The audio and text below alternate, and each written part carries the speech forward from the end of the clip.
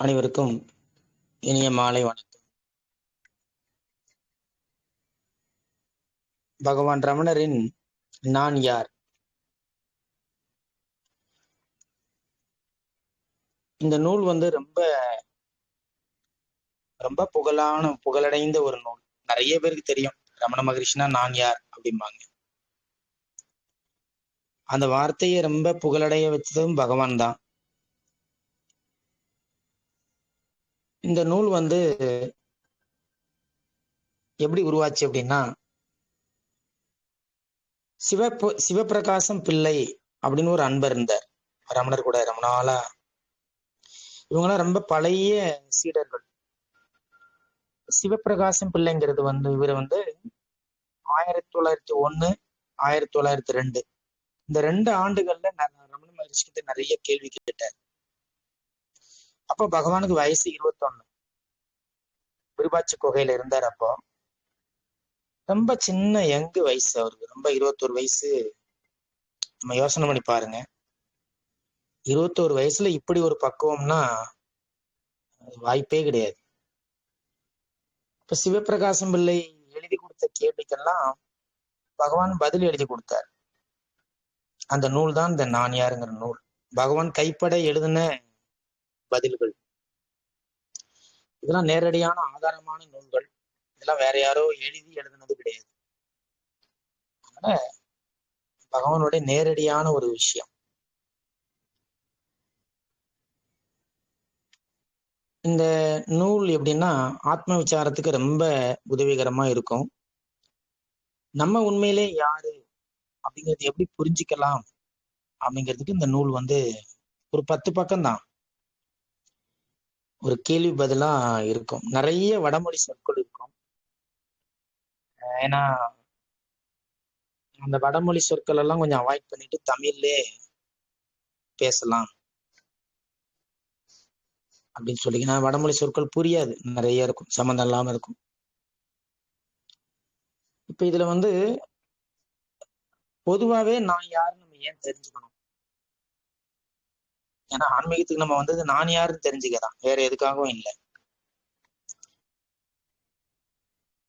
அப்போ நான் யாருன்னு நான் தெரிஞ்சுக்கணும் அப்படின்னா, அப்போ எனக்கு இது வரைக்கும் நான் யாருன்னு தெரியலையா அப்படின்னு ஒரு கேள்வி வருது இல்ல.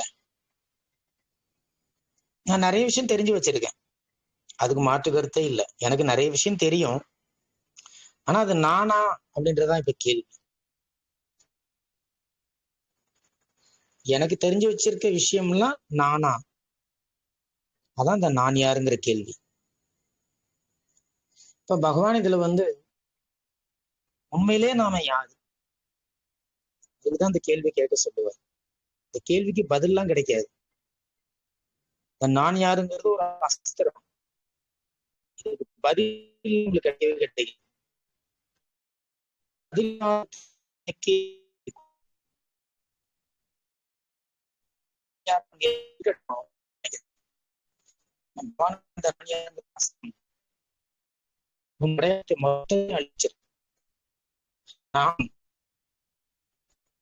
ஐயா வாய்ஸ் ரொம்ப அது வாய்ஸ் பிரேக் ஆகுதுங்க.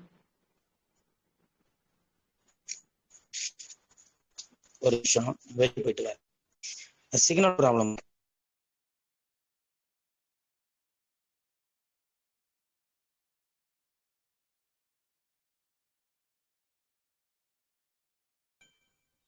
இப்ப பரவாயில்லையா? கேக்குதுங்களா? ஐயா கேக்குதுங்க. அப்போ அறிமுகமே ரொம்ப அழகா சொல்லுவார். இந்த நூலுடைய அறிமுகம் ரொம்ப நல்லா இருக்கும். சகல ஜீவர்களும் துக்கம் என்பது அன்றி எப்போதும் சுகமாக இருக்க விரும்புறாங்க. இதான் இந்த நூலோட அறிமுகம். இந்த பூமியில யாரா இருக்கட்டும், நீங்க எடுத்துக்கோங்க. நீங்க கடவுள் நம்பிக்கை இருக்கவங்களா இருக்கட்டும், எந்த மதமா இருக்கட்டும், எப்படிப்பட்ட வாழ்க்கை வாழ்றவங்களா இருக்கட்டும், அவங்ககிட்ட ஒரு கேள்விக்கு நம்ம கேட்கணும். உங்களுக்கு துக்கப்படுறது பிடிக்குமா? உங்களுக்கு டென்ஷன் பிடிக்குமா? வலி வேதனை பிடிக்குமா? சதா சிந்திச்சுக்கிட்டே இருக்கிறது பிடிக்குமா அப்படின்னு கேட்டா பிடிக்காதுன்னு தான் சொல்லுவாங்க யாருமே. எப்போதும் சுகமா இருக்கணும். இங்க சுகம்னா இங்க பிளஷர் கிடையாது, பிளிஸ். தமிழ் வார்த்தைக்கு இங்கிலீஷ்லயே நம்ம போட்டுக்கணும். சுகமா இருக்கணும் அப்படிதான் எல்லாரும் விரும்புறாங்க. யாரும் துக்கப்பட தயாரா இல்ல, யாரும் கவலைப்பட தயாரா இல்ல. ஏன்னா அதெல்லாம் நமக்கு பிடிக்கல. யாவருக்கும் தன்னிடத்திலே பரம பிரியம் இருப்பதாலும், ஒரு ஆன்மீகவாதினா உங்க மேல உங்களுக்கு பிரியம் இருக்கணும். தன் மேல பிரியம் இல்லாதவங்க ஆன்மீகத்துக்கு தகுதியற்றவர்கள். இல்ல எனக்கெல்லாம் அந்த தகுதி இருக்கா, எனக்கெல்லாம் அந்த தன்னைத்தான் உணரலாம் முடியுமா, அதெல்லாம் பெரிய பெரிய மகான்களுக்கு உள்ளது. இப்படி நீங்க உங்களை தாழ்வாக நினைக்க கூடாது. உங்க மேல நீங்க பிரியம் படணும் ஃபர்ஸ்ட். இதான் சொல்லுவாங்க, உன்னை முதலில் நேசி அப்படிம்பாங்க. நம்மள எந்த விதத்திலையும் நம்ம மேல இருக்கிற பிரியம் நமக்கு குறையக்கூடாது. நீங்க உங்களை எந்த அளவுக்கு பிரியப்படுறீங்களோ, அந்த செல்ஃப் லவ், இந்த தன் மீதான அன்பு எந்த அளவுக்கு இருக்கோ நீங்க பிறர் மீது அன்பு செலுத்த முடியும். உங்ககிட்டயே சேமிப்பு இல்லைன்னா நீங்க எப்படி இன்னொருத்தவங்களுக்கு கொடுக்க முடியும்? அப்போ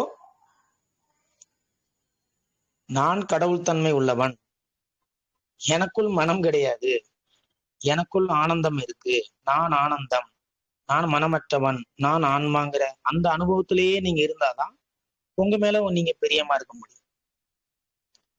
இந்த பிரியம் இருந்தால், அந்த பிரியம் ஏன் வருது அப்படின்னா, நீங்க ஆன்மாங்கிறதா உண்மை. ஆனால் நம்ம மேல நமக்கு பிரியம் இருக்கு. அந்த பிரியத்துக்கு காரணமே என்ன தெரியுமா? பிளிஸ் தான். நம்ம மேல நம்ம ஏன் பிரியமா இருக்கிறோம் அப்படின்னா அதுக்கு காரணம் இந்த ஆனந்தம் தான். நம்ம சொரூபம் அதுதான். நம்ம சொரூபம் துக்கப்படுறது கிடையாது. நம்ம சொரூபம் சிந்தனை பண்றது கிடையாது, கற்பனை பண்றது கிடையாது, கடந்த காலத்தை யோசிக்கிறது கிடையாது. சொரூபம்னா என்ன? நம்ம நேச்சர்.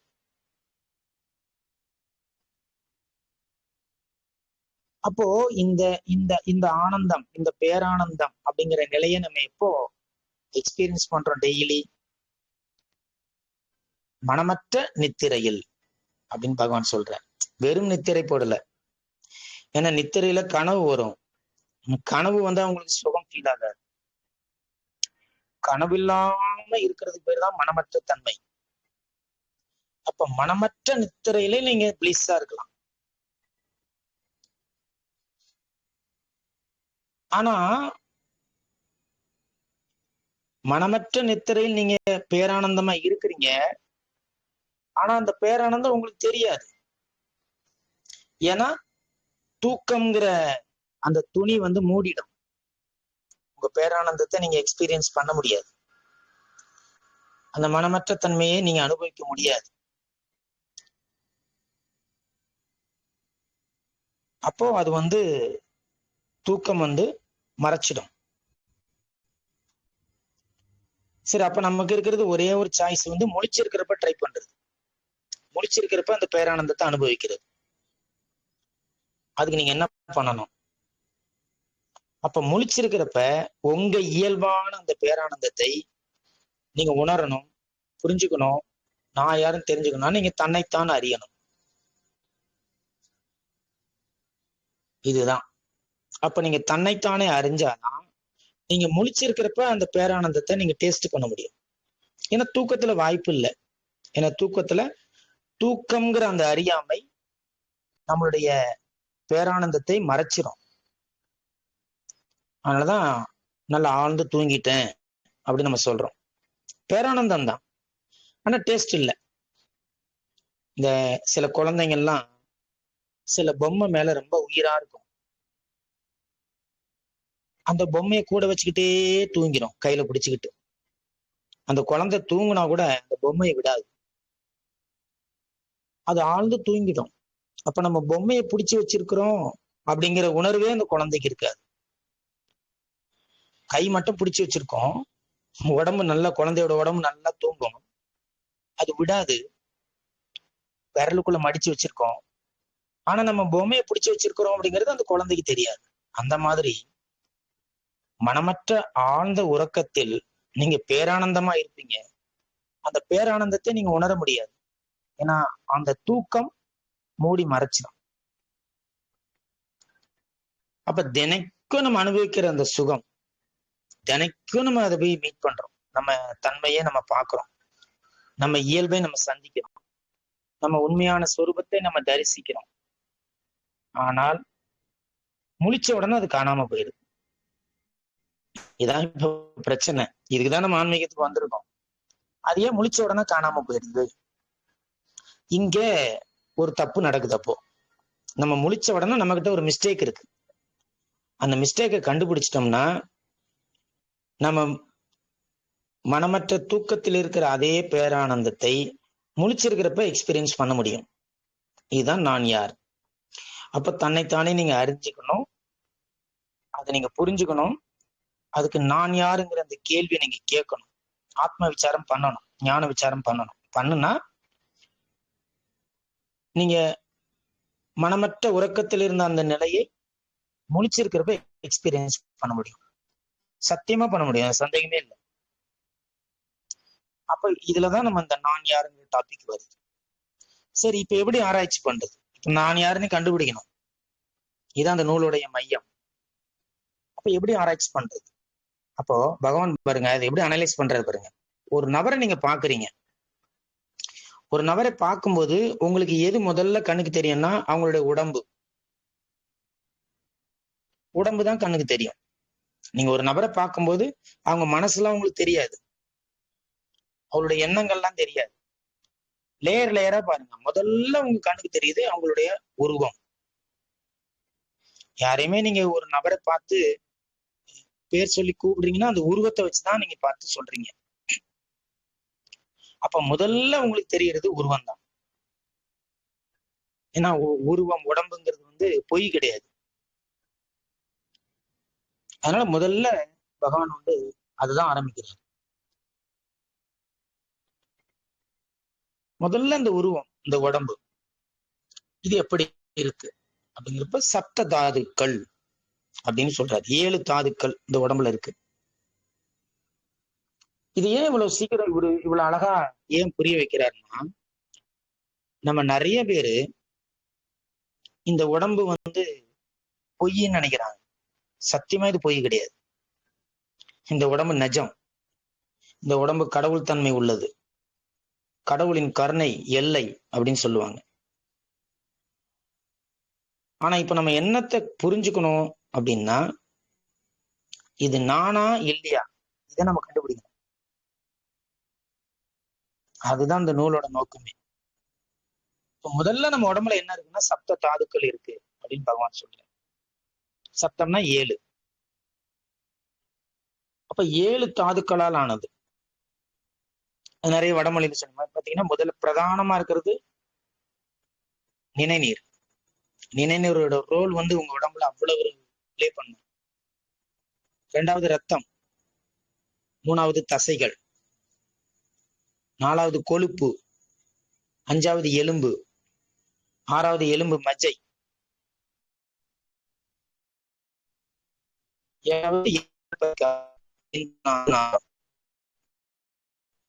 ஒரு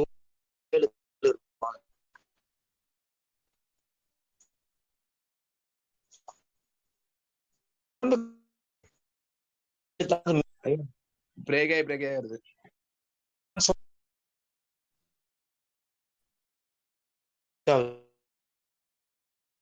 வாய்ஸ் பிரேக் ஆகுதுங்க.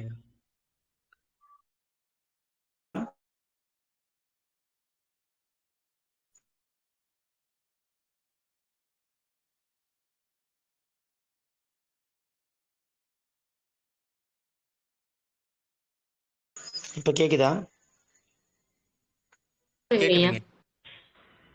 இங்க மழை வர மாதிரி இருக்கு, ரொம்ப காத்து அடிக்குது. அதனாலதான் அது ப்ராப்ளமா இருக்கு. பயங்கர காத்து அடிக்குது. ஓ சரிங்க சரிங்க. இப்போ இந்த சப்த தாதுக்கள் பத்தி சொல்றாரு. ஆனா ஆச்சரியம் என்னன்னா, இத சொல்லிட்டு அவர் ஒரு வார்த்தை சொல்லுவார். சப்த தாதுக்களாலான இந்த உடம்பு நீ இல்ல அப்படின்னு. இதான் ரொம்ப முக்கியமான விஷயம். பகவான் இந்த உடம்பு பொய் இல்லைன்னு சொல்ல, இந்த உடம்பு பொய்ன்னு சொல்ல வரல. இந்த உடம்பை முழுக்க சொல்றாரு. இந்த உடம்பு எதை எதால் ஆனது, இதுக்குள்ள என்னென்ன இருக்குன்னு சொல்லிட்டு அதை முடிக்கும் போது, ஆனா அது நீ இல்லம்ப. அது ஏன் அப்படி சொல்றாருன்னா, இந்த உடம்பை பத்தி, இந்த உடம்புக்குள்ள இவ்வளவு விஷயங்கள் இருக்கு, இத்தனை தாதுக்கள் இருக்கு அப்படி நீங்க பேசும்போது, நம்ம எல்லாரும் நமக்குள்ள ஒரு அறியாமை நேச்சுரலா வரும். என்னன்னா, இந்த உடம்புதான் நாம அப்படிங்கிற அறியாமை வரும். இதுதான் உடைக்கிறாரு. இதெல்லாம் இருக்கு இந்த உடம்புல, ஆனா இது நீ இல்லை சொல்லுவாங்க இல்லையா?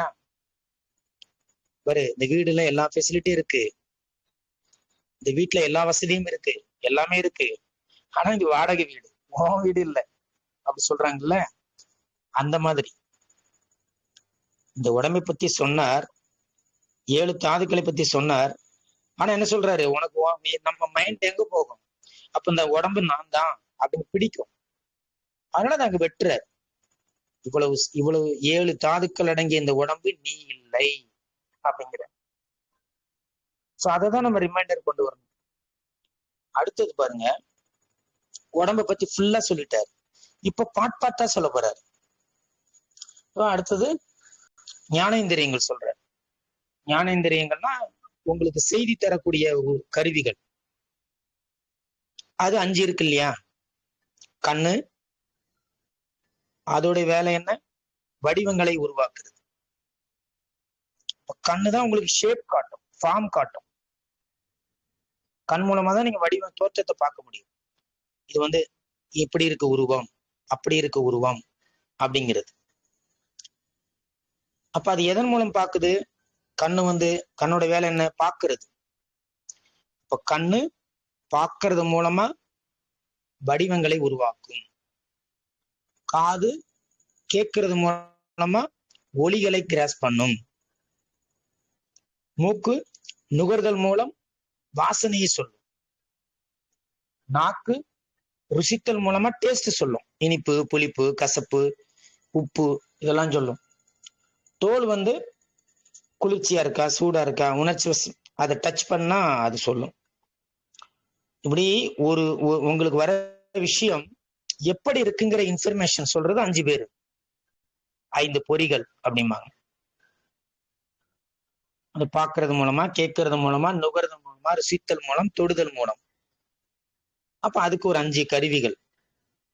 கண்ணு, காது, மூக்கு, நாக்கு, தோல், 5 சொல்லிட்டு இது 5 இருக்கு உனக்கு, நீ பார்க்கும்போது எல்லா செய்தியும் உனக்கு கொடுக்குது, ஆனா இது நீ கிடையாது அப்படின்னு முடிச்சிருவாரு.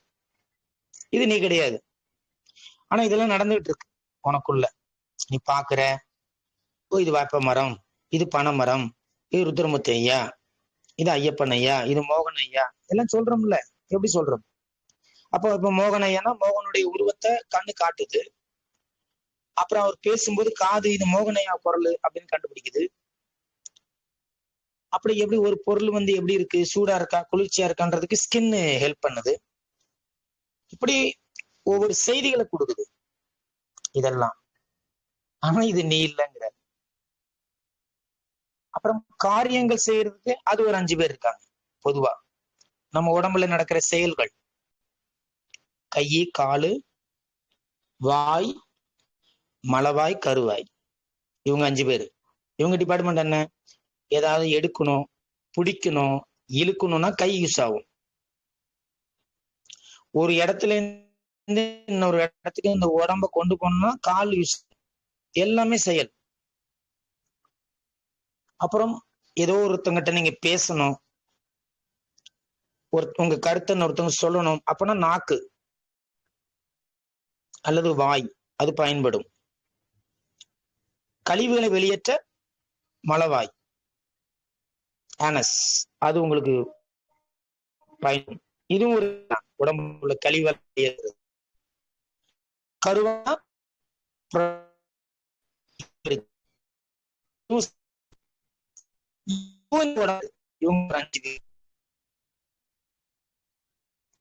இங்க என்ன சொல்லப்படாது?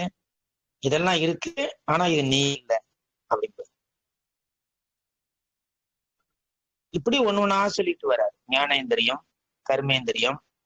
அப்புறம் வாயுக்கள் 5 வாயுக்கள் இருக்கு நம்ம உடம்புல.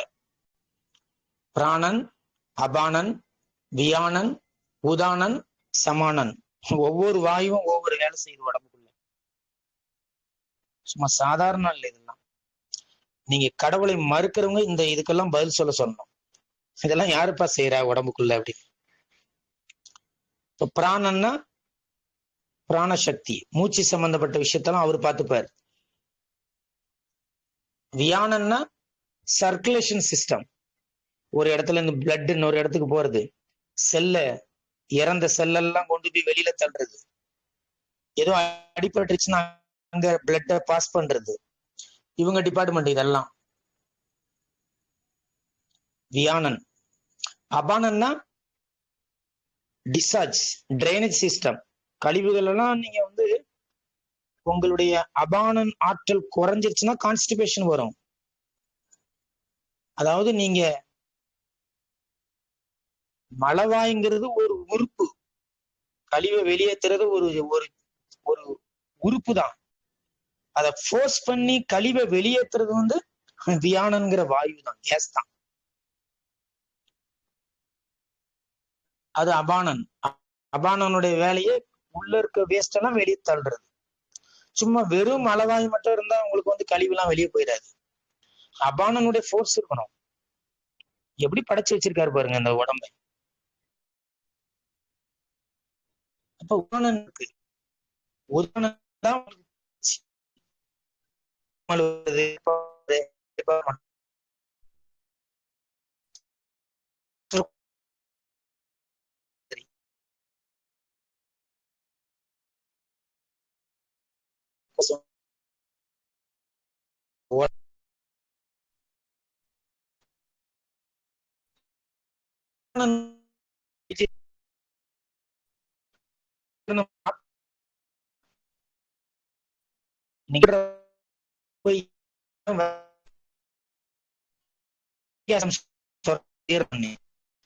ஆனா ஜீரணம் பண்ணி சக்கள மாற்றி சபானங்கிற வாயு தான். அது ஒரு காற்று. இவ்வளவு சிஸ்டம் இருக்கு. ஆனா இது எல்லாம் இருந்தாலும், சிஸ்டம் எல்லாமே இருந்தாலும் இது எதுவுமே நீ கிடையாது அப்படிங்கிறார். ஏன்னா இது தோண்டிச்சு, அப்புறம் இது மறைஞ்சது. அப்போ நீங்க நான் யாருங்கிறது எங்கெங்கெல்லாமே மாட்டிருக்கு பாருங்க. இதெல்லாம் நம்ம படிக்க படிக்க படிக்க இந்த விஷயம் எல்லாம், இந்த அனாட்டாமி எல்லாம் புரிய புரிய புரிய, அதனாலதான் உடம்ப ரொம்ப ஆராய்ச்சி பண்ணக்கூடாதுன்பாங்க. நீங்க உடம்ப ரொம்ப ஆராய்ச்சி பண்ணீங்கன்னா உங்க மைண்டு உடம்புல போய் ஒட்டும், உடம்பு மேல அட்டாச்மெண்ட் வந்துடும். உலகத்துல இருக்க எல்லா பற்றையும் அறுத்துடலாம், உடம்பு மேல இருக்கிற பற்றை அறுக்கிறது அவ்வளவு ஈஸி கிடையாது. ஏன்னா அதுல நடக்கிற விஷயங்களை நீங்க புரிஞ்சுக்கணுமே ஒழிய அது மேல உங்களுக்கு அபிமானம் வந்துடக்கூடாது. அப்ப நீங்க அனாட்டாமி படிக்கிறதுன்னு என்ன அர்த்தம்? அதை பத்தி தெரிஞ்சுக்கிறது, அவ்வளவுதான். அதை பத்தி நீங்க தெரிஞ்சுக்கிறீங்க. சப்த தாதுக்கள்னா என்ன, ஞானேந்திரியம்னா என்ன, கர்மேந்திரியம்னா என்ன, 5 வித வாயுக்கள்னா என்ன, எல்லாம் புரிஞ்சுக்கிறோம். அதெல்லாம் ஒண்ணும் பொய் கிடையாது, எல்லாம் நடந்துகிட்டு தான் இருக்கு உடம்புக்குள்ள. ஆனா அது நானா அப்படின்னு ஒரு கேள்வி வருது இல்ல, அது இல்ல. அதாவது பாருங்க, இதுல ஒரு சிஸ்டம் இருக்கு பாருங்க. முதல்ல உடம்ப பார்த்தார். ஒரு முழு உடம்பு எதால் ஆனது அப்படிங்கிறதுக்கு ஒரு 7 விஷயம் சொன்னார். அப்புறம் அந்த உடம்புக்குள்ள நுழையிறாரு பாருங்க. அடுத்த ஸ்டெப் உடம்புக்குள்ள நுழையிறார். நுழைஞ்சி 5 அறிவுக்கருவிகள், 5 செயல் கருவிகள், அப்புறம் 5 வாயுக்கள், டோட்டலா முடிச்சிட்டாரு பாருங்க. இது எதுவுமே நீ கிடையாது அப்படின்ட்டார். அப்போ நீங்க இங்க இருந்து உங்க மைண்டை விட்ரா வாங்கணும். இங்க எல்லாம் தான் உங்க மைண்ட் லாக் ஆயிருக்கு. இங்க இருந்து உங்க மைண்டை வெளியே எடுக்கணும். இது நீ இல்லப்பா, இது நான் நினைச்சு என்னை ஏமாத்தாத அப்படின்னு நீங்க உங்க மைண்டு கிட்ட பேசணும். அதனாலதான் உங்களுக்கு உடம்புக்கு எதனா ஒண்ணு ஆச்சுன்னா உங்களுக்கான மாதிரி ஃபீல் பண்றீங்க. இந்த உடம்புக்கு எதனா ஆச்சுன்னா அது ஏன் உங்களுக்கு நடந்ததா சொல்றீங்க? நம்ம பஞ்சகோஷங்கள் ஒரு டாபிக் வச்சு பேசுவோம், ரொம்ப சூப்பரா இருக்கும். மைண்ட் நம்மளை எப்படி ஏமாத்துதுங்கிறதுக்கு பஞ்சகோஷங்கள் டாபிக் ரொம்ப நல்லா இருக்கும். இங்கேயும் அப்படிதான். இவ்வளவு சிறப்பம்சம் இந்த உடம்புக்குள்ள இருக்கு, மாற்று கருத்தே இல்லை. ஆனா இது வாடகை வீடுங்கிறத மறந்துடக்கூடாது. இது நான் கிடையாது, இது நான் கிடையாது. அப்போ இங்க நம்ம என்ன ஆகுதுன்னா, நம்ம ரோட்ல நடந்து போறோம், நிறைய ஷோரூம்லாம் வச்சிருக்காங்க, துணி கடைலாம் இருக்கும். 1,00,000 ரூபாய் புடவை தொங்க விட்டுருப்பாங்க, 50,000 புடவை தொங்க விட்டுருப்பாங்க, டைமண்ட்ஸ் இருக்கும், அது இருக்கும், இது இருக்கும், எல்லாமே இருக்கும். நீங்க அந்த சாலை வழியா நடந்து போறீங்க, உங்க கண்ணுக்கு அது தெரியுது, பாக்குறீங்க. எங்கேயாவது உங்களுக்கு ஒரு எண்ணம் வந்துருச்சுன்னா, இது கட்டினா நல்லா இருக்குமே, இது நம்ம கழுத்துல இருந்தா நல்லா இருக்குமே, இது நம்ம போட்டுட்டா எப்படி இருக்கும், இப்படி ஒரு இமேஜினரி கான்செப்ட் போகுதுன்னா நம்ம தோத்து போயிடுறோம். அது எல்லாத்தையும் பார்க்கணும். ஆனா நம்ம உள்ளுணர்வு என்ன சொல்லணும், இதுக்கு நமக்கு சம்மந்தம் கிடையாது, அவ்வளவுதான். நம்ம என்ன துணி போட்டிருக்கோமோ உடம்புல, அதான் நம்ம துணி, நமக்கு கொடுக்கப்பட்டது. நம்ம என்ன சாப்பிடுறோமோ அதான் நமக்கான உணவு. இதுதான் சுயப்பிரியம்ங்கிறது. இந்த சுயப்பிரியத்தை நீங்க விட்டுறவே கூடாது. உங்களுடைய பிரியம், உங்களுடைய எல்லை, உங்களுடைய தன்மை, இதை கடந்து மனம் உங்களை இழுக்க கூடாது. இதான் ரொம்ப முக்கியம். இது ரொம்ப ரொம்ப முக்கியம். இந்த செல்ஃப் கண்ட்ரோலை நம்ம விட்டுட்டோம்னா ஸ்பிரிச்சுவல் நம்மளை விட்டு போயிடும். அதுல நம்ம கவனமா இருக்கும். அப்ப எங்கேயுமே மைண்ட் போய் லாக் ஆகக்கூடாது. அப்ப நம்ம உடம்பு எப்படி இருக்கட்டும், அதுல எத்தனை வாயுகள் இயங்கட்டும், அதுல எத்தனை கர்மேந்திரியம் இருக்கட்டும், எத்தனை ஞானேந்திரியம் இருக்கட்டும், ஒன்றும் பிரச்சனை இல்லை. நம்ம எப்படி ஃபைனலைஸ் பண்ணிடணும், இது எதுவுமே நான் இல்லை, அதுல தெளிவா இருக்கணும். இது எதுவுமே நான் இல்லை, இதுல நீங்க கிளியர் கட்டா இருக்கீங்களான்றதுதான் கேள்வி. அப்போ இந்த உடல் மீது உங்க மைண்ட் எங்கெங்கெல்லாம் இன்டர்லாக் பண்ணி வச்சிருக்குன்றத பாருங்க. சரி, எல்லாம் முடிச்சுட்டாரு. இப்ப வெளியில தெரியுறது எல்லாம் சொல்லிட்டாரு. இதுல வாயுக்கள் வெளியே தெரியாது. மற்றபடி நீங்க கர்மேந்திரியங்களை பார்க்கலாம், அறிவு கருவிகளை பார்க்கலாம், அந்த 7 தாதுக்களை பார்க்கலாம். வாயுக்கள் பார்க்க முடியாது, அதனுடைய செயல்பாடை புரிக்கல. இதே மாதிரிதான் நாளமில்லா சுரப்பிகள். நாளமில்லா சுரப்பிகளும் அப்படிதான். வித்தவுட் ஒயரு பாஸ் ஆகும், ஒயரே கிடையாது, ஆனா பாஸ் ஆகும். இதுவும் உடம்புல இருக்கு. இந்த இதுல முதல் தாது சொன்னார் இல்லையா, அந்த நினைநீர், நினைநீர் அப்படிங்கிற நீர், அது டாக்டர்ல தான் சுரக்கும், பிளாஸ்மா அப்படிம்பாங்க. நீங்க லைட் போட்டு தூங்குனீங்கன்னா சுரக்காது உடம்புல. கும்மி இருட்டுல தூங்கினாதான் சுரக்கும்.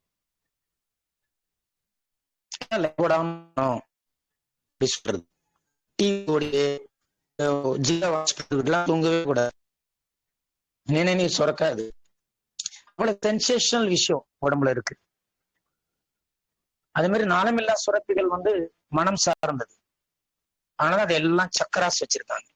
நீங்க சக்கரான்னு சொல்றது எல்லாம் நாளமில்லா சுரப்பிகள் தான். இப்ப மூளைங்கிற தலைமை சுரப்பின்னு நம்ம வாசிக்கிறாங்கல்ல, அதுக்கெல்லாம் ஒரு சக்கரா பேர் கொடுத்திருக்காங்க. அதுல இருக்கிற செயல்பாடுகளை தான் இதழ்களா கொடுத்திருக்கிறாங்க யோக மார்க்கத்துல. அது என்னென்ன வேலைகள் செய்யுது, அத்தனை இதழ்கள், அத்தனை தாமரை இதழ்கள் அப்படின்னு சொல்லுவாங்க. ஏன்னா அந்த நாளமில்லா சுரப்பிகள் நல்ல ஆக்டிவேஷனா இருக்கணும், நல்லா இருக்கணும், அதுக்கு பிளட் சர்க்குலேஷன் நல்லா இருக்கணும். அதுதான் யோக மார்க்கத்துல நீங்க சக்கரா பிராக்டிஸ் பண்ணும்போது அங்க பிளட் சர்க்குலேஷன் நல்லா போகும். இந்த அபானன், இந்த வாயுக்கள் இருக்கு இல்லையா, அது கூட போய் லிங்க் ஆகும். அப்ப அந்த வாயுக்களுடைய சர்க்குலேஷன் சிஸ்டம் நல்லா இருக்கும். அதனாலதான் உங்க உடம்புல நிறைய ஆற்றல் வந்த மாதிரி இருக்கும், உடம்பு நல்லா சுறுசுறுப்பா இருக்கும், கண்ணு எல்லாம் பிரைட்டா இருக்கும் சக்கரா பிராக்டிஸ் பண்ணீங்கன்னா. வெறும் அது நல்ல பிளட் சர்க்குலேஷன் இருக்கும். அப்ப நாளமில்லா சுரப்பிகள் நல்லா உங்க உடம்புல வேலை செஞ்சா அதான் நல்லா வாக்கிங் போகணுங்கிறது. அந்த ஒயர்லெஸ் சிஸ்டம் ரொம்ப சூப்பரா இயங்கும். ஆனா இதெல்லாம் நம்ம மெயின்டைன் பண்ணாலும் நமக்குள்ள ஒரு விஷயம் இருக்கணும், இது எதுவுமே நாம இல்லை, நான் கிடையாது. இதெல்லாம் முடிச்சுட்டார். இப்ப பகவான் அடுத்தது கொஞ்சம் இன்னும் டீப்பா போறார். இந்த வாயுக்களை கூட நீங்க கண்டுபிடிச்சிடலாம். அடுத்தது நம்ம தலைவர் இருக்காரு இல்லையா, அதுக்குள்ள நினைக்கின்ற மனமும் நான் அன்று அப்படிங்கிறார். அப்ப மனதோட வேலை என்ன? நினைச்சுக்கிட்டே இருக்கிறது. எப்ப எதையாவது நினைச்சுக்கிட்ட சும்மா இறேன், ஏன் ஏதாவது நினைச்சுக்கிட்டே இருக்க? உன்னால சும்மா இருக்க முடியலையா? சும்மா இருப்பதே சுகம் இல்லை, ஏன் எதையாவது நினைச்சுக்கிட்டே இருக்க? அதனால பகவான் எப்பவுமே மனம்ங்கிறது நினைச்சுக்கிட்டே இருக்கிறது அப்படி ஒரு தமிழ்ல ஒரு பேர் சொல்லுவார். அப்ப நினைச்சுக்கிட்டே இருக்கிற மனமும் நான் கிடையாது, அதுக்கு எனக்கு சம்மந்தமே இல்லை. அப்ப அதுவும் நான் கிடையாது. அப்ப பாருங்க எத்தனை சொல்லியிருக்காரு. 7 தாதுக்கள் நான் இல்லை, அறிவு கருவிகள் 5 நான் இல்லை, செயல்கருவிகள் 5 நான் இல்லை, 5 வாயுக்களும் நான் இல்லை, நினைச்சுக்கிட்டே இருக்கிற மனமும் நான் இல்லை. அப்ப நான் இல்லாத மனசுக்கிட்ட நான் ஏங்க போய் சண்டை போடணும்? அது என்னோட வேலைக்காரன், அது எப்படி தட்டணுமோ அப்படி தட்டி என் முன்னாடி கொண்டு வரணும். அதுகிட்ட போய் சண்டை பிடிக்கணும் அடம் பிடிக்கணும்னு அவசியமே இல்லை. அது நான் கிடையாது. சரி, அடுத்தது சர்வ விஷயங்களும் சர்வ தொழில்களும் அற்று விஷய வாசனைகளுடன் மாத்திரம் பொருந்தி இருக்கும் அஞ்ஞானமும் நான் அன்று. அஞ்ஞானம் தான் பெரிய டார்கெட். நம்ம ஆன்மீகத்துல படிக்கிற அத்தனை கருத்துக்கள், நம்ம பேசுற விஷயங்கள், நம்ம சந்திக்கிற மகான்கள் எல்லாருமே இந்த அஞ்ஞானத்தை சரி பண்றதுக்கு தான் சொல்றாங்க, வேற ஒண்ணும் இல்லை. ஞானம்ங்கிறது எதுக்கு? அஞ்ஞானத்துல இருக்க அறியாமை நீங்க வெட்டிட்டீங்கன்னா அது பேரு ஞானம். அஞ்ஞானம் அறியாமை, அந்த ஆமையை வெட்டிட்டீங்கன்னா அறிவு, சுத்த அறிவா மாறிடும். அப்ப அஞ்ஞானம்னு என்ன சொல்லுங்க? சர்வ விஷயங்களும் சர்வ தொழில்களும் அற்று. இப்ப எத்தனை விஷயம் நம்ம பார்த்தோம் இல்லையா? உடம்புல நடக்கிற எவ்வளவு விஷயங்கள் நடக்குது, எவ்வளவு செய்திகள் கொடுக்குது. சர்வ தொழில், எவ்வளவு வேலை நடக்குது உடம்புக்குள்ள. ஒவ்வொரு லிவர் மட்டும் லட்சக்கணக்கான வேலை பண்ணுது. அப்புறம் கணையம், மண்ணீரல், ஒண்ணு எவ்வளவு வேலை பண்ணுது. அதெல்லாம் பொய்ன்னு சொல்லல. சர்வ விஷயங்களும், இந்த உடம்புக்குள்ள இருக்கிற பல விஷயங்கள், பல தொழில்கள் உடம்புல நடக்கிறது, இதெல்லாம் விட்டுருங்க, இதெல்லாம் நிஜம். இதெல்லாம் நீங்க மாயின்னு சொல்லக்கூடாது. ஆனா எது மாயை? விஷய வாசனைகளுடன் மாத்திரம் பொருந்தி இருக்கும். விஷய வாசனைன்னா நம்ம ஏற்கனவே பேசியிருக்கோம் அஷ்டவகர கீதையில. உலக விஷயங்களை நஞ்சன தள்ளு அப்படின்னா இல்லையா?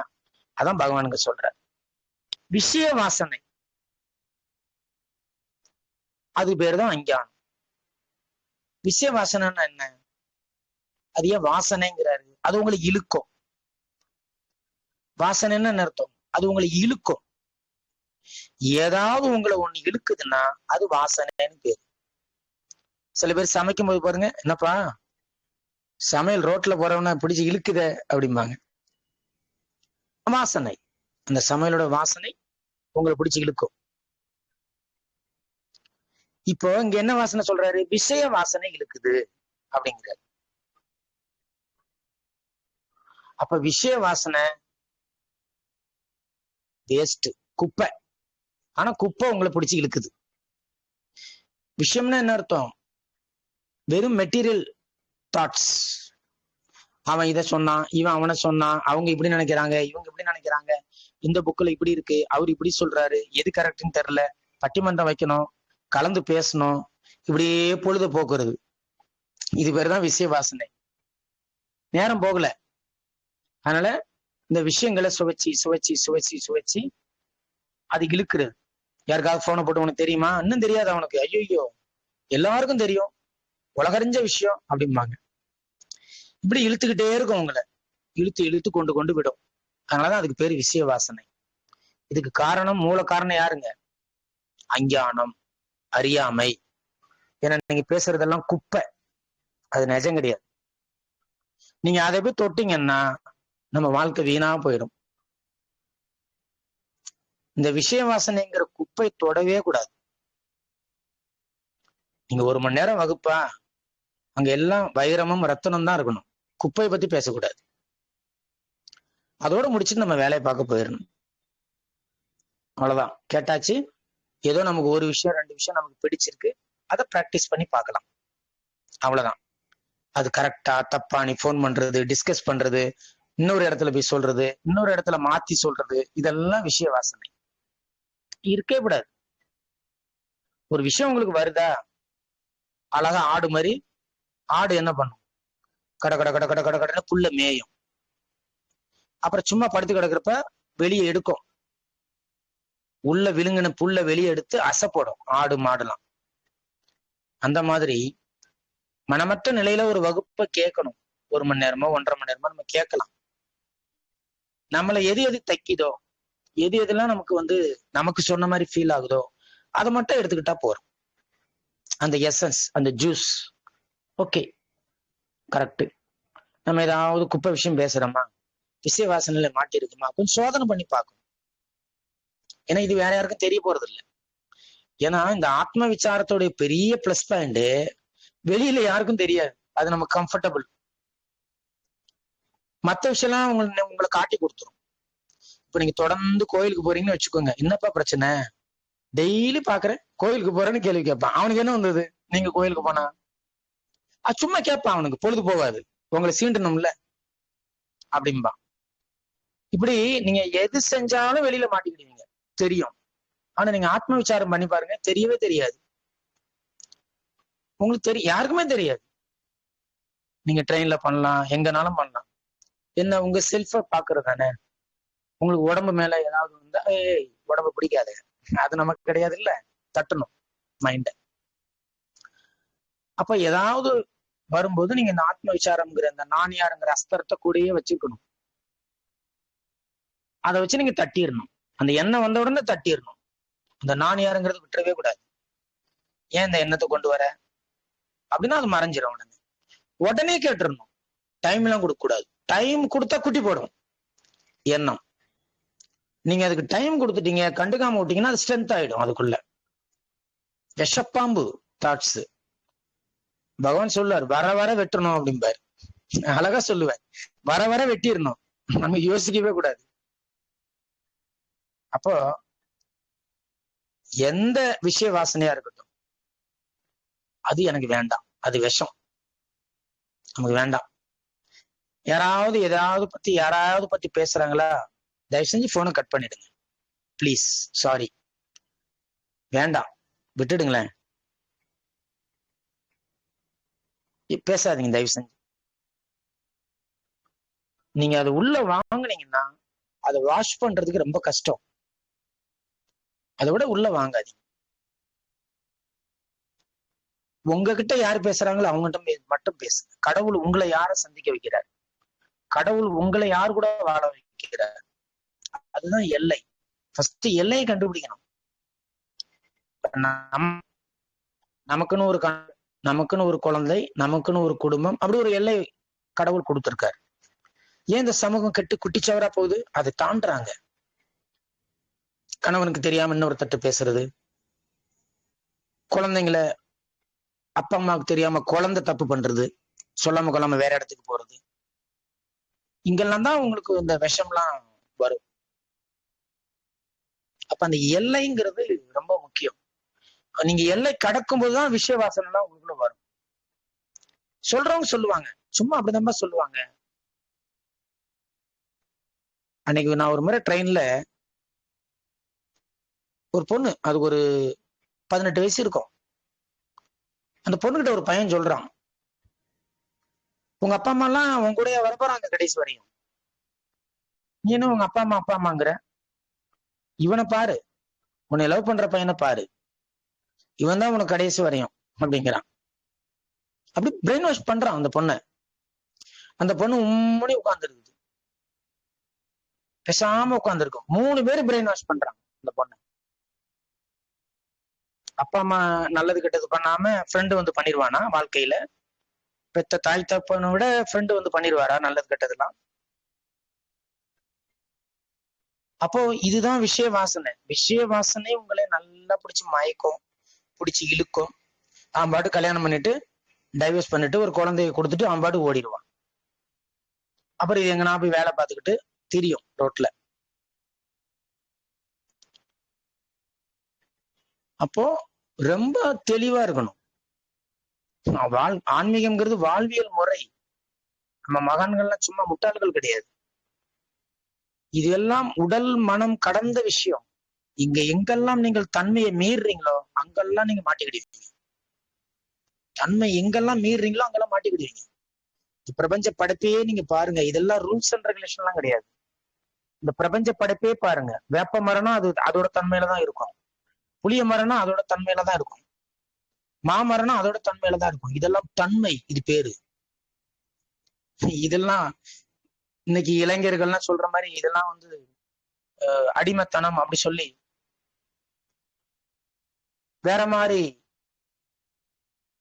மாடர்ன் சொசைட்டின்னு ஒரு பேரை வேற வச்சுக்கிட்டு கட்டி குட்டிச்சவரா போறாங்க எல்லாரும். தன்மை மாறக்கூடாது. தன்மை மாறி போச்சுன்னா எல்லாமே கெட்டு போயிடும். அப்ப அந்த தன்மை என்னது?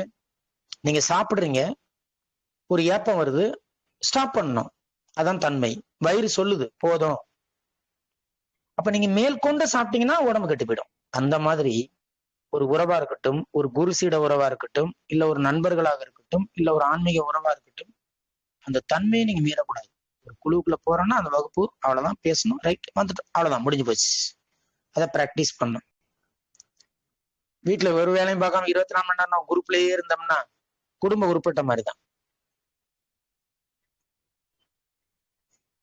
அப்படி இருக்கக்கூடாது. இதுதான் பலவீனம்.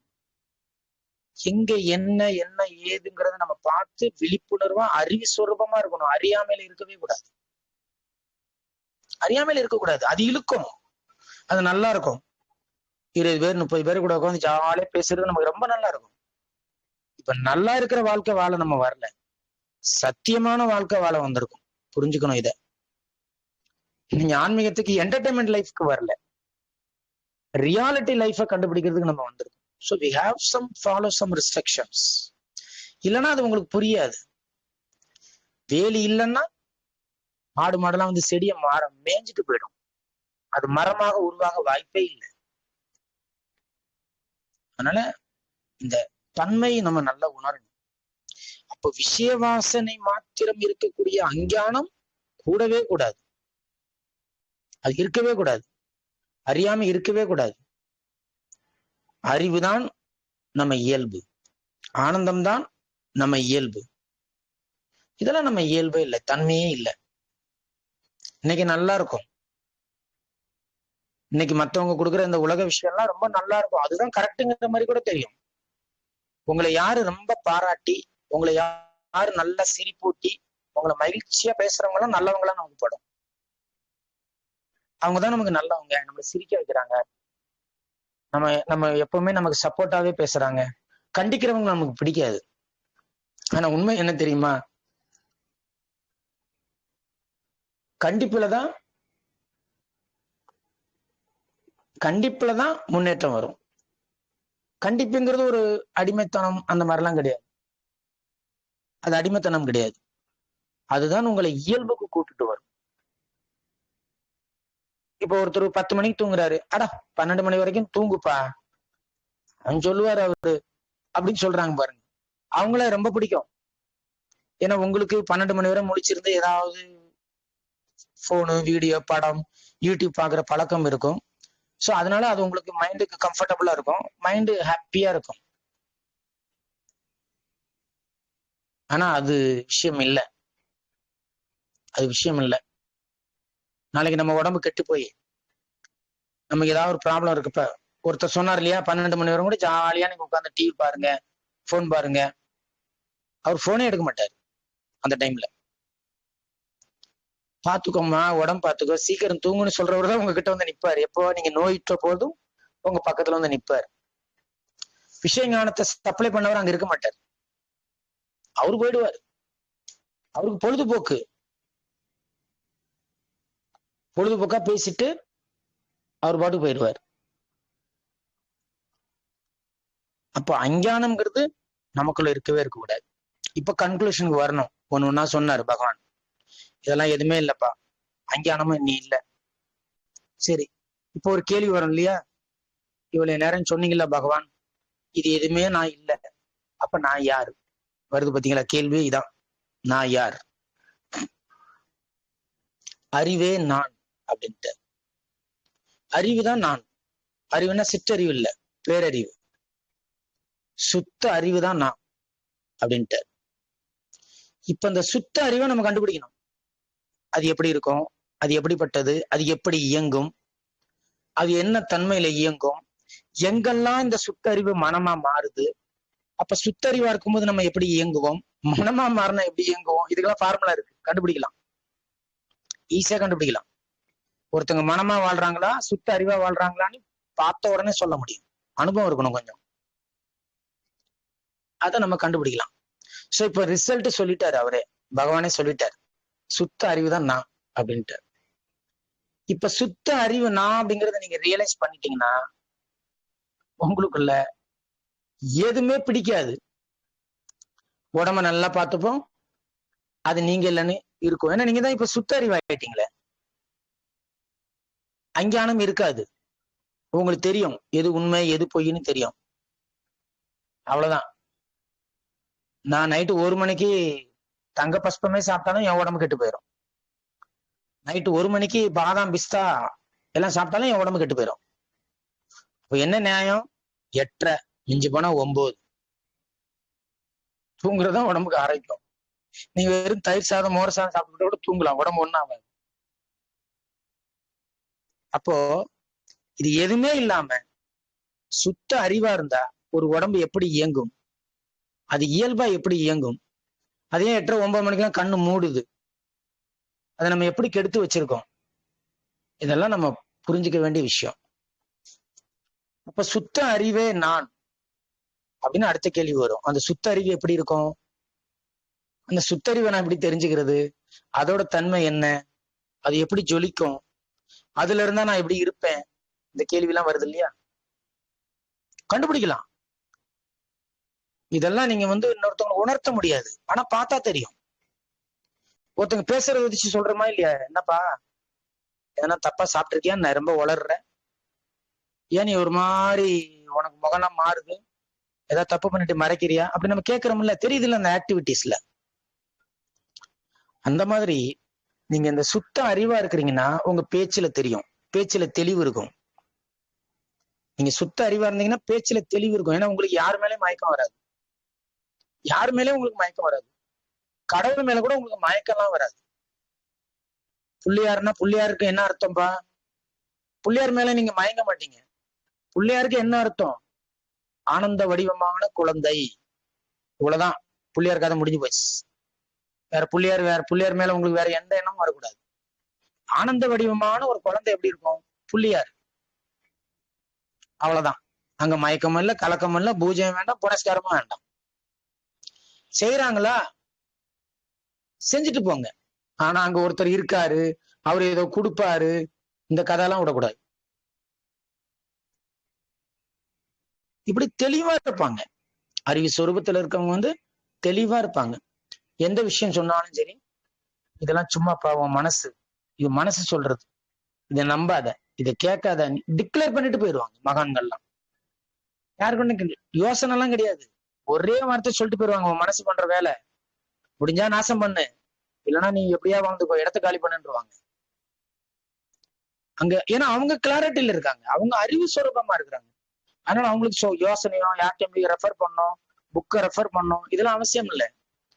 பகவான் ரமணர் எக்ஸ்பீரியன்ஸ் பண்ணதை சொன்னாரு. அவர் எந்த புக்கும் படிக்கல, அவருக்கு குருவே கிடையாது, எந்த புக்கும் படிக்கல. ஏன்னா அது பின்னாடி வருது. நிறைய படிச்சவங்க வேதம் உபநிடதம் இந்த மாதிரி புராணங்கள் இதெல்லாம் போய் அவருக்கு சொல்லும் போது ரமணர் ஆச்சரியப்படுறார். பகவான் என்ன சொல்றார், என்னுடைய அனுபவங்கள்ல இப்படிலாம் இந்த புக்குல எல்லாம் சொல்லியிருக்காங்கன்னு சொல்றாரு. எப்படி சொல்றாரு பாருங்க, என்னுடைய அனுபவம் இந்த புக்ல இப்படிலாம் விதவிதமா சொல்லியிருக்காங்க, என்னுடைய பக்தர்கள்லாம் என்கிட்ட படிச்சு காட்டும் போதுதான் நான் தெரிஞ்சுக்கிட்டேன். நான் அப்பதான் தெரிஞ்சுக்கிட்டேன், நான் என்னுடைய இந்த தன்னைத்தான் உணர்தல், இந்த ஆத்ம விசாரத்துல நான் ரியலைஸ் பண்ண விஷயம் வேதம் இப்படி சொல்லுது, உபநிஷதம் இப்படி சொல்லுதுன்னு எனக்கு பின்னாடிதான் தெரியுங்கிறாரு. ஏன்னா அவரு படிக்கல, எந்த புக்கையும் படிக்கல, எந்த குருக்கிட்டையும் போல, செல்ஃபா உட்கார்ந்தார். எனக்கு ரமண மகரிஷி அதான் ரொம்ப பிடிக்கும், செல்ஃபா உட்கார்ந்தார். யாருக்கிட்டையும் போல, யாரையும் நம்பல, எந்த நூலையும் படிக்கல, நானே உள்ளுக்குள்ள போய் பாக்குறேன், நானே செல்ஃபா அனலைஸ் பண்ணி கண்டுபிடிக்கிறேன். அதுதாங்க நிக்கும். என்னைக்குமே சுயமா பழுக்கிறது தான் நிக்கும். சோ சுயமா பழுக்கணும். அதுக்கு வழி சொல்லுவீங்களா அப்படிதான் நான் கேட்ட கேள்வி. நான் சந்திச்ச குருமார்கள்லாம் அப்படி யாரும் பதில் சொல்லல.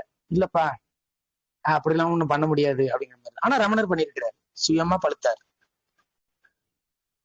அப்ப அங்க அவர் என்ன செய்யறாரு, இந்த மாதிரி செல்ஃபாவே அவர் என்னென்ன சொல்றாரோ அப்படியே நம்ம ஃபாலோ பண்ணிட்டா போதும். இந்த உடம்பு நம்ம இல்ல, அஞ்ஞானம் நம்ம இல்ல, எதுவுமே இல்லை, சுத்த அறிவு. அப்ப சுத்த அறிவா இருக்கிற நாம எப்படி எப்படி ரிஃப்ளெக்ட் பண்ணுவோம், எப்படி எப்படி நடந்துப்போம், இது எங்கெங்கெல்லாம் நம்ம இந்த சுத்தறிவு நம்ம கெட்டு போகுது, எப்படி எப்படிலாம் இந்த மனம் இந்த சுத்தறிவை மறைக்குது அப்படிங்கறத நம்ம நாளைக்கு பார்க்கலாம். அனைவருக்கும் நன்றி, வணக்கம்.